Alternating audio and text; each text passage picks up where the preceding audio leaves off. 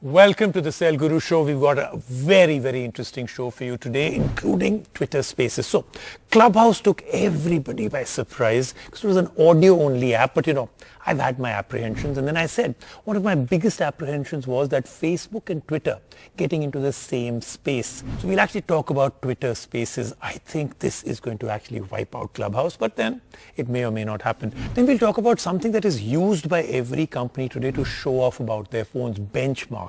Is it important? Is it not? Should you rely on those numbers or not? Then we'll talk about this. The Mi portable Bluetooth speaker by Xiaomi. Some of the Cell Guru team members really liked it. And the Mi neckband Bluetooth earphone Pro. Let's get started with today's show. And we'll start off, of course, with all the news coming in from the world of mobiles. And one of them is a big deal, one of the biggest phone launches in the budget segment, the Redmi Note 10. Let's start with that. Xiaomi is starting 2021 with a bang and has introduced 3 new models in the exceptionally popular Redmi Note. Setting the pace for 2010 mid-rangers, the Redmi Note 10, 10 Pro and 10 Pro Max scale from 11,999 rupees and go all the way to 21,999 rupees for the top-end version. Starting off, the entry-level Redmi Note 10 brings 2 unique features to the budget segment. The phone marks the debut of the Snapdragon 678 chipset and brings a 6.43-inch AMOLED display. Other features include a 48MP camera paired up with an 8MP ultra-wide sensor as well as 2MP depth and macro cameras. The phone even has a 5000 mAh battery with 33-watt charging. Another cool addition is IP52 water resistance, which is rare to see in this category. The phone starts at just 11,999 rupees. But if you want something a bit more powerful, the Redmi Note 10 Pro and Pro Max are the answer. Both phones bring a refreshed visual identity with Gorilla Glass 5 at the front. What's also new is a 6.67-inch 120Hz AMOLED panel. Powering the phones is a Snapdragon 732G processor. The Redmi Note 10 Pro Max even brings a 108MP sensor to the mid-range segment and is paired with an 8MP ultra-wide sensor, a 2MP depth sensor as well as a 5MP tele-macro sensor. The regular Note 10 Pro steps down the main camera to 64MP. The Note 10 Pro is priced starting at 15,999 rupees, while the Note 10 Pro Max starts at 18,999 for the 6GB RAM and 64GB variant. Truecaller has launched a new app to tackle the problem of personal safety or the safety of a close one. The Guardians app lets users share their location with appointed guardians from the contact list and lets you ask for urgent assistance in case of an emergency. While it is possible to share location information for a selected duration, Guardians goes a step ahead by letting you share your location forever. Selecting this option will let trusted contacts keep an eye on your location as well as the phone's network or battery status at any time. The app is available now both on Android and iOS and includes no ads. Additionally, no user data or location data is shared with Truecaller. In fact, the company says that the Guardians app will always be available for free.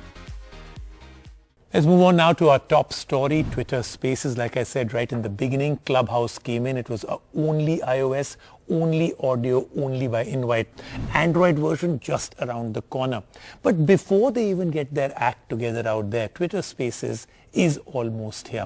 So we'll do a review of Twitter Spaces. It's fairly similar, but there are some differences. So first we'll take you through Twitter Spaces, and then we'll show you a comparison between Twitter Spaces and Clubhouse.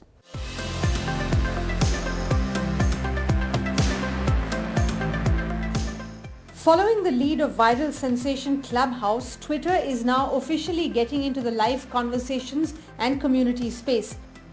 Announced back in December as a beta, Twitter Spaces is now testing Spaces and rolling it out in batches in India. Spaces allows up to 10 users to come together as speakers and create a live audio-only chat experience. There is, however, no limit to the number of listeners. Getting started with Twitter Spaces is easy enough. Long press the Compose button and tap the Spaces icon. From here you can invite other Twitter users or start off on your own. Twitter Spaces shows up along the top of the app in the same way as Twitter Fleets.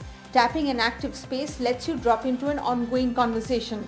Twitter is taking accessibility seriously by providing a live transcription feature so that you can listen in even when you can't have the speaker up loud or forgot to carry your earphones. Unlike Clubhouse, Twitter Spaces are public and anyone can join in. However, it is easy to remove, report or block any user, which should help moderate content better. You can also control who gets to speak in the space. With Twitter Spaces, the social platform is now quite literally giving everyone a voice and platform to speak their opinion. However, there remain questions around discoverability. Unlike Clubhouse, searching for topics, active spaces and users is not well defined on Twitter. While Clubhouse has gained steam with its iOS exclusivity and focused discussions, the 2 million weekly active user base is nowhere close to Twitter's 192 million daily active users globally. Meanwhile, Twitter Spaces is bringing the Clubhouse's popular new feature set to an established audience. Additionally, the app is available on both iOS and Android, and this could be the key differentiator in democratizing public voice conversations and helping the platform beat Clubhouse. And now let's move on to the other part that I spoke about. Every single company, when they come up with a new phone, especially flagship and mid-flagships, they always talk about benchmarks. Every single tech reviewer, also when they want to talk about how powerful a phone is, they will actually use some benchmark tests. Now, how important are benchmark tests? What all is it good for? Is it only for performance? Can it actually tell you more? Let's take a look.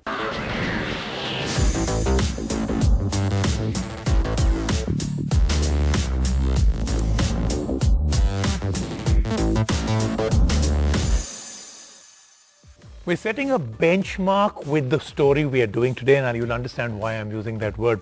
Now, in this digital age, our smartphones are like bling. They've become a real status symbol, but not all that glitters is gold. Now, while some are truly world-class, many are not, but are just propped up to look good. So how do we make the right decision? What should be the real buying criteria? What is an excellent feature and what is just a marketing tactic? The spec sheet can only tell you so much. This is where benchmarks step in. Benchmark scores are an attempt to quantify how a smartphone will perform. In simple words, the specs that you see before buying a smartphone are like, let's say, the syllabus. And the benchmark score is your final report card at the end of the exam. Smartphone benchmark tests have been in existence for a few years now. While many people shun the idea of benchmarking tests, I believe benchmarks are the simplest, most objective way of testing how good a smartphone really is. That too, in the long run. What essentially happens here is that a benchmark app puts your smartphone through its paces, pushes the processor and other vital components to their extreme limits, and churns out a number that indicates just how good the phone will be under pressure in real life and in the long run. There are lots of benchmark apps out there, each with its own unique focus. Most popular ones are like Antutu, Geekbench, DxOMark, PCMark. Now, each of these benchmarks measure different aspects of a phone and its performance. A single benchmark test is not good enough to quantify the processor's performance accurately. As I mentioned before, benchmark scores are a very objective report card of a smartphone.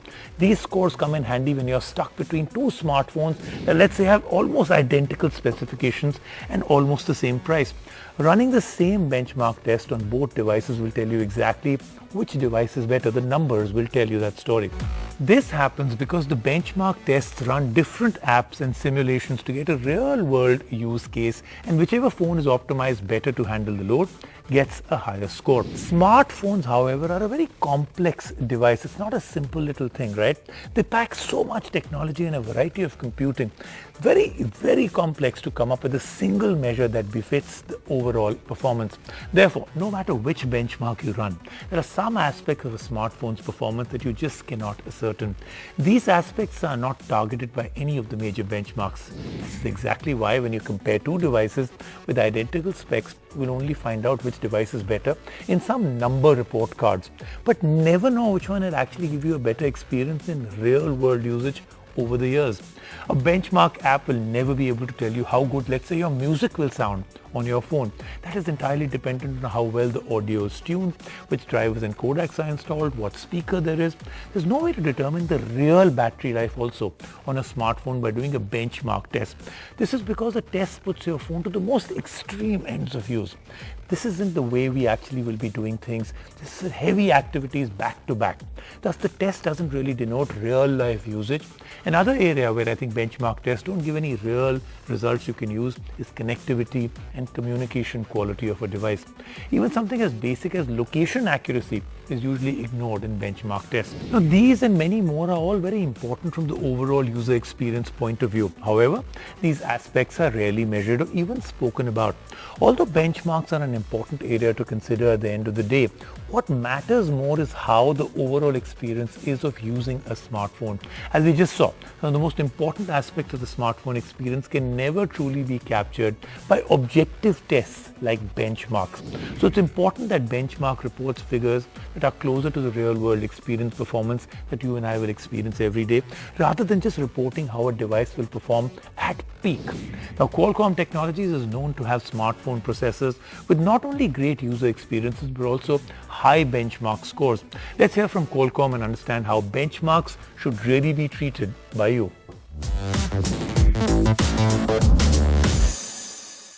Let's start off first by speaking with Mr. Nitin Kumar, Senior Director, Product Management, Qualcomm Technologies. Thank you, Nitin, for joining us on the show. Hi, Rajiv. I want to know about this. Qualcomm has been breaking benchmark records year after year. What do we expect to see this year?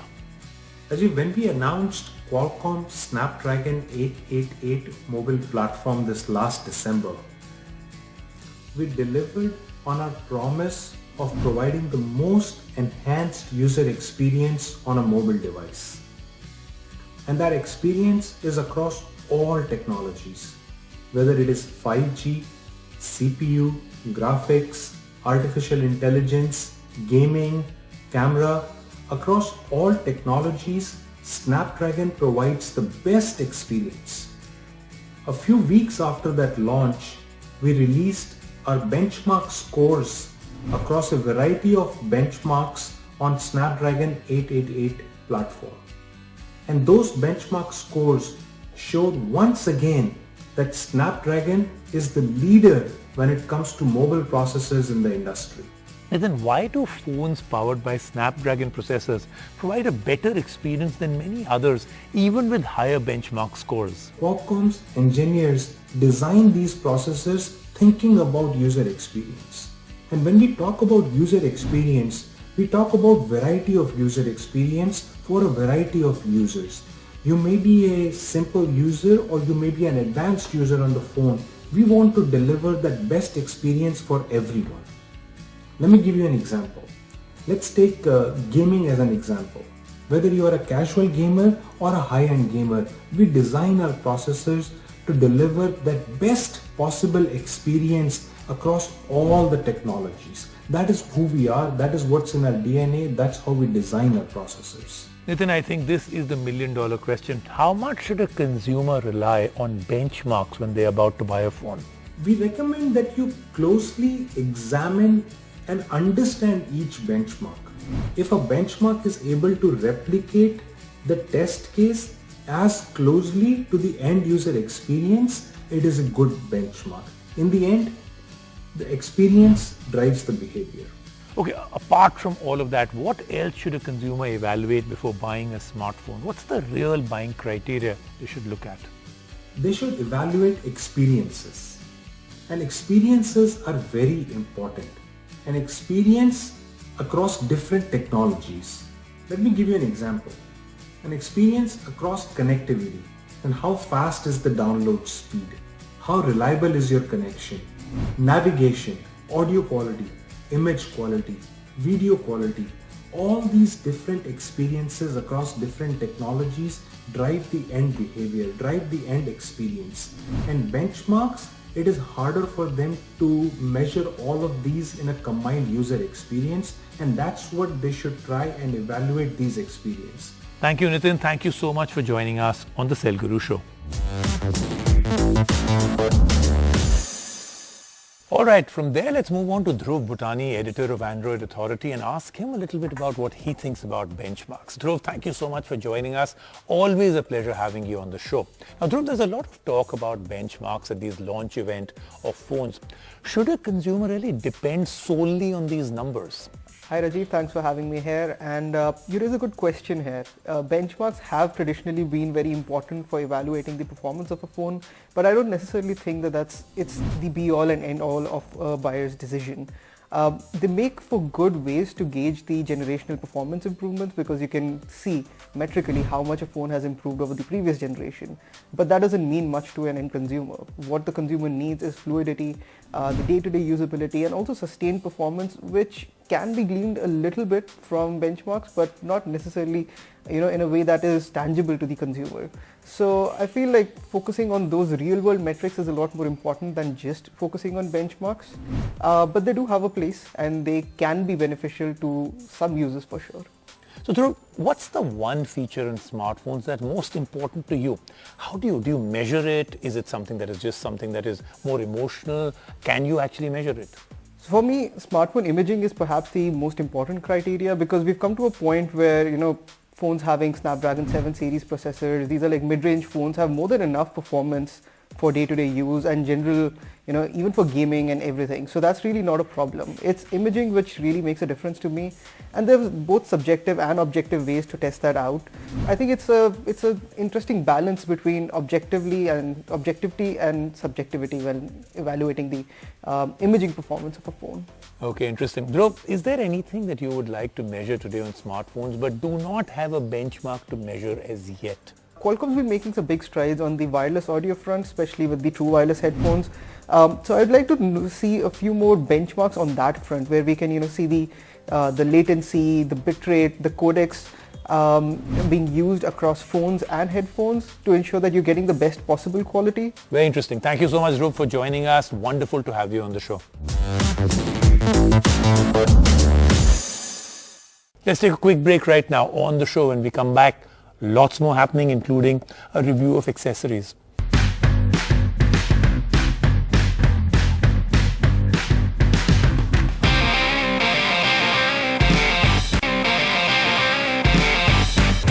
Now let's move on to our accessories section. This is the Mi portable Bluetooth speaker, 2,499 rupees. It's pretty interesting, has a lot of features in it, and it sounds pretty good too. Then we'll move on to the Mi neckband Bluetooth earphone Pro.